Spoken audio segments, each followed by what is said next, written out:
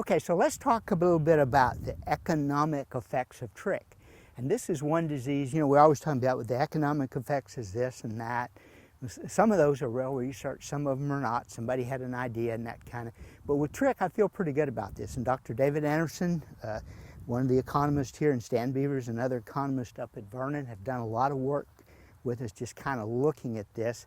And Dr. Anderson's actually presented this at NCBA and around the country to several deals. So anyway, we're going to talk a little bit, and we're going to say that this is a herd that is chronically infected. So first of all, let's look at average. Let's look at normal. So I think we said in the BVD deal, about 90% conception is what we usually expect, okay? And so this was actually data we took out of the SPA data to build this herd. This is nobody's herd, but this is a herd put together with information from a bunch of herds. So that year, the average conception in the SPA data bank was about 92%, and the average weaning was 83%. Again, still a big spread. We're losing about 9% that year, right? And then the weaning weight that year the average weaning weight was about 550 pounds. So what we said for 100, again, I think in round numbers, for 100 cow herd, we're going to deliver about 42,745 pounds of weaned calf. Okay, so now let's change that and let's talk about a herd that we've got chronic trick. So that conception doesn't drop to 30%, but if that's chronic in there, it'll drop to about 80%. So it'll drop about 10 points, and that's been shown time and time and time again. So it'll drop down to about 80%. So we've got to adjust in our weaning percent, right? So if we're going 80, so we see we're giving it a little bump there, but we're still saying, okay, but we're only going to wean about 73% of our calves, all right? Calves conceived late in the season. Okay, so what did we say a while ago? A lot of these cows will breed, dump, and rebreed, so we got to account for those. And so again, Stan Beavers was kind of working on this, and we tried to be very conservative. So we said, well, about a 10% loss. Probably it's more than that, but again, these are conservative figures. So pounds delivered in a chronic trick herd is only about 36,797 pounds. So it's about 6,000 pounds that we've lost, right? So again, these figures are a little older, but these are actually October of 2014's prices. Dr. Anderson gave me these prices. And again, I apologize, these should be updated, but the market goes up and down. But the split between heifers and steers at that time was $275. And so that comes up to about $16,370 that this guy lost with the disease that he didn't even know he had. And then if you kind of take that back to exposed cow, that's $163.71 per exposed cow that this disease cost us. Okay, Dr. Anderson's went a little further, and then he's kind of looked at this across the state. And so his estimate is it costs the state of Texas producers, cow-calf producers now, in the state of Texas about $100 million a year. Okay, how many cows are in Texas right now? About 4 million, right? So that's $25 for every cow in the state, not infected cows. That's what it costs us, $25 for every cow in the state. Okay, then Dr. Anderson goes on, so now we're going to talk about the indirect cost. So, because what we talked about, that $100 million, that was just to the cow-calf sector.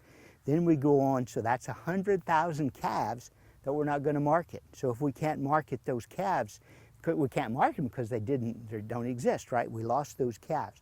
But if we had those 100,000 calves, we could populate a 40,000 head feed yard, right, on an annual basis. So what's the return back to the community through all that? So again, the economic effects of trick are pretty big.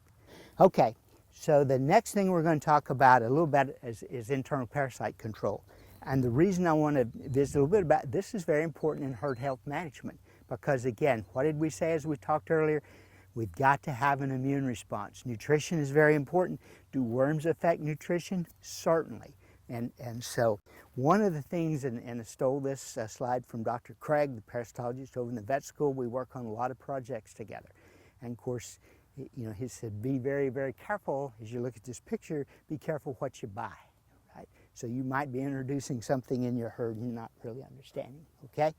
So parasite program for cattle. Okay, so again, we've kind of traditionally been taught, this is what I was taught in vet school, that we want to alternate our wormers, right? We want to worm something with this year and then we want to change next year and then change back the next year so we get better control of our worms. Okay, it sounds good, but it's just not correct. And so what we found, and again, everything changes. This was certainly what I was taught in vet school and what I practiced with that thought for years. But if you keep alternating your wormers back and forth, that's where you start to develop parasite resistance. And that's what we see with the small ruminants, the sheep and goats. We have a terrible time in some of those flocks with parasite problems where no wormers, there's not a wormer that's effective because they've built resistance up to everything. So basically right now the recommendations is to use a wormer that's effective and try to stay with that wormer as long as it's effective, but kind of keep checking things. Okay, so if I'm going to buy some cows and I'm going to bring them into my herd, what do I want to do? Probably it would be a very good idea to do a fecal, at least on a subset of those cows if they're kind of coming from the same place. Do a fecal and see what your eggs are, what's your egg count there. Now what you've got to remember about parasitized cattle is it's a 20-80 rule. 20% of the cattle have 80% of the parasites. So if you went out and you had 100 cows and you started doing fecals on them, you're going to find most of your eggs in about 20 of those cows, right? So understand that too. But go ahead and do some fecal egg counts and then deworm with what product you're using. Try to keep those cows off of your pasture, because as we're talking, hope you understand as we get finished that parasite control is as much about pasture management as is proper wormer to use. Okay, so then in about 14 days, do another fecal egg count. If those eggs are down appreciably, then your wormer's working, and so then you're fine to turn those cows out. If that doesn't work, if you do a fecal egg count, you have pretty high numbers, you use your product, 14 days later you still have pretty good numbers, that tells you that those worms that cow's carrying are resistant to your product. So why is this important? It's important because if you put that cow out in your pasture and then she starts passing those eggs out and contaminating your pasture, pretty soon your pasture is going to be contaminated with eggs that the wormer doesn't work at on, and your other cows are going to be picking up these same worms. Pretty soon you got resistance in a whole bunch of cows. Understand the actions and the limitations of white and injectable wormers, and it's kind of like vaccines. Everybody's trying to sell a product.